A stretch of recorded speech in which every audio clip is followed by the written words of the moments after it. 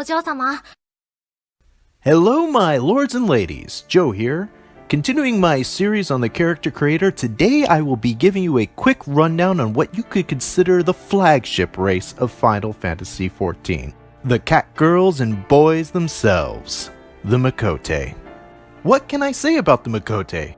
Anyone with a passing knowledge of Final Fantasy XIV know this race, especially the cat girls. But I mean, can you really blame them? Even Elon Musk has been enthralled by their feline charm. The Miqo'te are probably the sole reason why people think Final Fantasy is a weeb game. But everyone plays them. You get a new player and it's almost like a zombie. Their cursor gravitates towards the Miqo'te option in the character creator. It's almost a meme at this point. Simultaneously loved, but viewed as the most basic of basic choices. Imagine playing a cringe cat girl. No cap, 45% of the game is playing cat girls. The Miqo'te came to Eorzea during its version of the Ice Age. Known for their hunting skills and nomadic lifestyle, they crossed over the continental ice bridges in search of game. For their clans, you have the Seekers of the Sun, who have eyes of a cat during the day, and Keepers of the Moon, who have eyes of a cat during the night. The Seekers are ruled by the patriarchy, while the Keepers are run by women. Hear me roar, and numbers too big to ignore, and I know too much to go back to pretend. And their naming conventions center around that. In fact, the Miqo'te have the strictest naming conventions out of every race. It's so rigid that the Seekers of Eorzea have a letter at the beginning of their names to represent their clans, and Seeker males only have two options for surnames, Tia and Noon, which are more like titles than actual names. An in-game example of this is the Forgotten Springs, where the people of Yu reside. Lots of cat girls, only 3 cat boys, 2 of which have the title of Tia, and 1 with Noon. Noon is the name awarded to the breeding male. And do you know what that means? That's right. Forgotten Springs is one giant harem for this old cat bastard.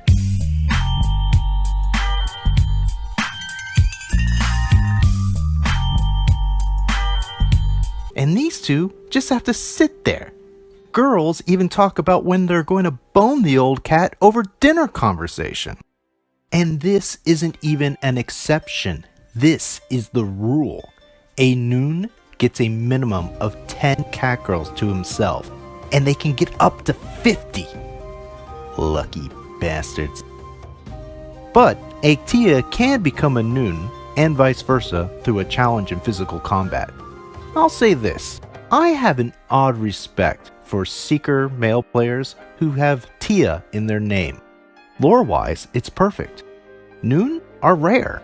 So, if you are a Noon, there would be questions to why you're even an adventurer and not just back with your clan banging cat girls all day. So hey, to all those Tia players out there, more power to you.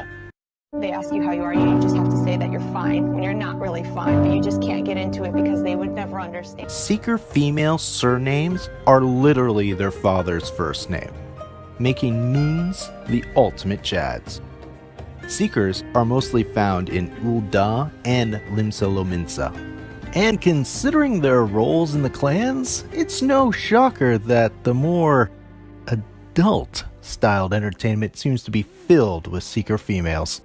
Seekers are also known for having different colored eyes, so finally you have an in-lore reason to make use of that separate eye color option in the character creator. On the flip side, male Keepers take their mother's name as their own, with only a suffix at the end of their forename to mark the order in which they were born in. Females get to have their own name, while keeping their mother's surname. Keepers are also known for wearing face paint, so if you want to splash some on, you've got some lore backing you up. They are mostly found around the Black Shroud, with a negative stereotype of being poachers, kind of like the Duskwhite Elezen. But there are lore inconsistencies with the Miqo'te. First, there are some Miqo'te that break naming conventions. Maybe you've noticed the seasonal event NPC, Kipi Jaka? Obviously, she's a seeker of the sun, but does not follow their naming conventions.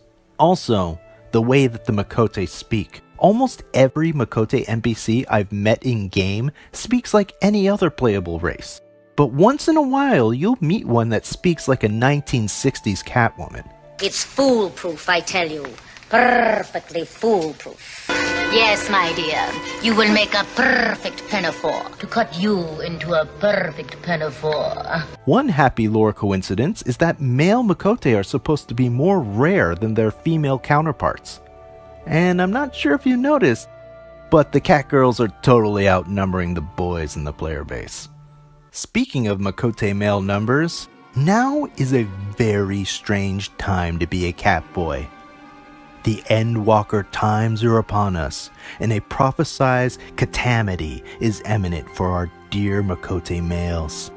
There are whispers that the male Viera are finally going to leave their forest seclusion, and being hunters, they're going to mistake the Miqo'te for feline prey and hunt them down, all while taking their place in society.